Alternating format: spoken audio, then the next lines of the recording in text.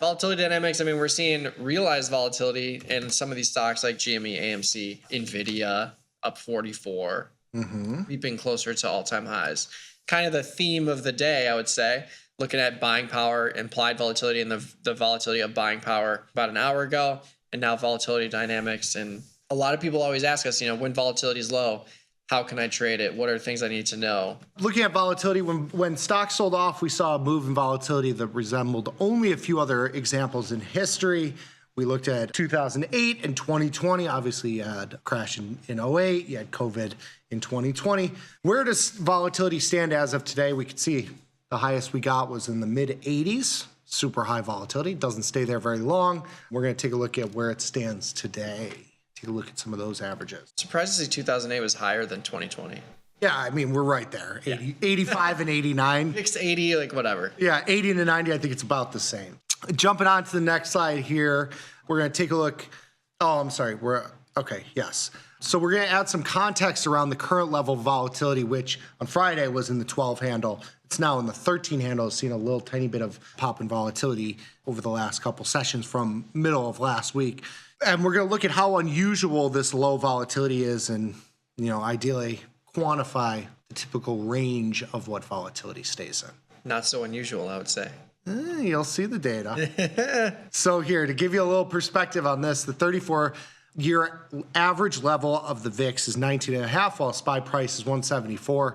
And I know that is a little bit skewed when you think about the average price of SPY, because the last 4 or 5 years has been significantly higher, and as things get higher, it'll skew the numbers a little bit. It just goes to show you that volatility, when we get into that 20 handle and it seems like it's super volatile, that's kind of average for volatility. And you can see the clustering here when you look at the implied volatility. You can see you get these little bit of spikes, then you kind of have a flat kind of chop fest in volatility, another spike, it comes down quickly, you get a little chop. It's very much an example of kind of the mean reversion of volatility and the clustering of volatility that you typically see here, with big extremes on the upside. And that's really the key, I think, when you think about data points of closing prices every single day.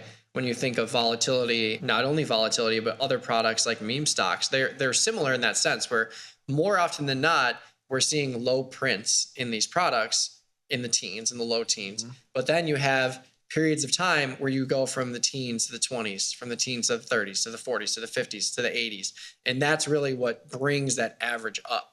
But for the most part, you should expect to see lots of clustering in the low teens, mid-teens, and then those spikes are what kind of elevate that average, I would say.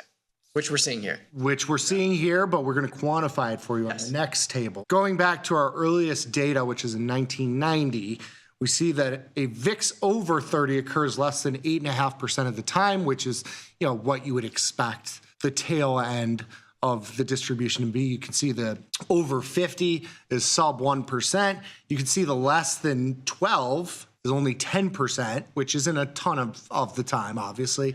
It usually stays in that 12 to 20 range, which is what you can see here. Getting over 30 being tail to the upside, being under 12 being the tail to the downside. Us sitting here at 13 is on the lower end of the range. The 12 to 20 handle being the majority of the time for the VIX. So getting over 30 in the VIX, an opportunity that we like to jump on for this reason. Yes, those are generally rare occurrences, which in 2021-ish, where we were sitting between 20 and 30% implied volatility, and everybody was loving that period of time. And then we got into 2022, 23, and volatility came in, and everybody was like, this stinks now. We were blessed. Basically a full year of 20 to 30 VIX, which based on history is not normal. That was a very awesome time to trade. Yes. 200-point swings every day, it felt like. Yes. Yeah, less than 12, under 10%, or at 10% is interesting for sure. It's 34 years, so you got to keep that in mind. Yeah. But 90% over 12, so that's where your mid-teens comes into play. All right, so we know from previous studies that high IV improved success, 2005 to 2024. All occurrences compared to high IV, 25% plus sold, one standard deviation, SPY 45 days till expiration. So we're looking at SPY strangles here We're looking at the management. Obviously, a high VIX is going to increase your probability of success. It's going to increase the average win, your average P&L. This just goes to our, to everything that we do here. Obviously, higher implied volatility represents that the market expects higher price movement. It's typical that IV is overstated, which means that you're going to have, more wins, higher P&L as well, just because you're getting paid more to take risk that typically doesn't materialize in the fashion that the market prices in. Yes. And it's not only just because of the implied volatility in the premium, but it's also like, we talk about this all the time, like how much does this product have to move for me to go in the money? And in a higher IV environment, it's a much bigger number than in a low IV environment, which is why these studies make sense and the data makes sense, where high implied volatility improves success, because you need the market to move that much more for you to go in the money and to see losses from an expiration standpoint. All right, so here we are taking a look at volatility over time. We do this by looking at the VIX futures, which when we talked about this morning about trading volatility, you have to look at the forward curve to figure out where VIX is trading at if you are trading those options. There is the curve plays into the drag or drift component of those volatility products. And you can see, obviously, you have a little bit of heightened volatility towards the end of the year. Election time is our one little bump there. This is typically how you see the volatility curve. It's in contango, where future price or where volatility is higher in the future, and so you have this sort of drag to those volatility products.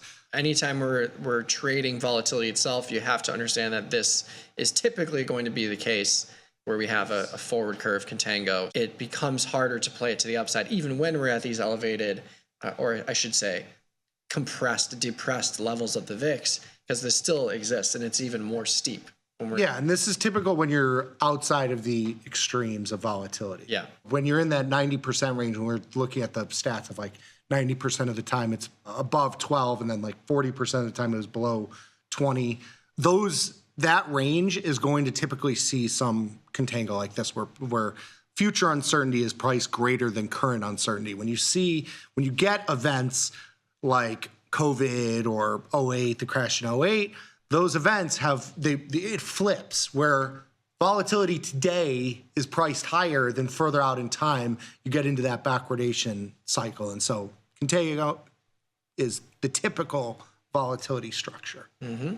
According to the VIX forward curve, we've noticed how volatility today is lower than volatility in the future. This situation is called contango. We definitely talked about that. When volatility rises quickly, the front month gets priced with the least premium. This creates a contango curve. So I think we have that a little backwards. The higher future prices reflect a risk premium for holding volatility exposure, compensating for expected turbulence.